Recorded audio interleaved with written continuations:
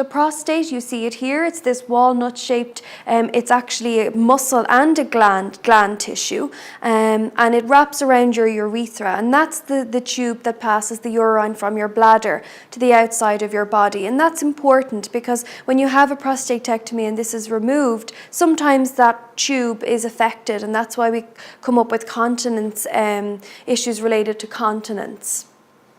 The prostate there is often affected by the cancer, and it depends on the extent of the cancer as to how much of the prostate is disturbed and how much of the surrounding area is disturbed when they go in to remove the prostate. So specifically today we're going to focus on the pelvic floor. So these are muscles that are also in the same area of the prostate, and they're also involved in continence, okay?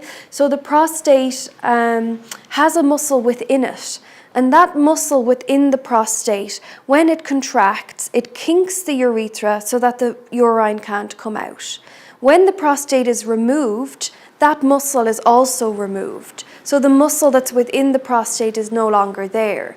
Then we have to rely on other muscles to keep continence at bay. And that's those other muscles are there. Everybody uses them.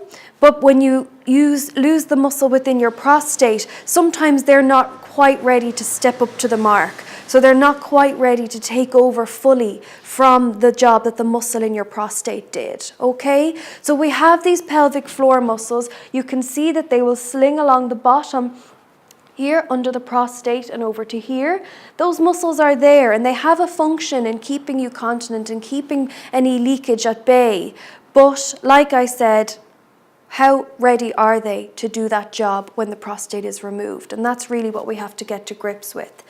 They also provide support and stability in that area, and they also have a role in sexual function. So for things like erectile dysfunction that can occur after prostate cancer, these muscles can also have a role to play in regaining some of that function.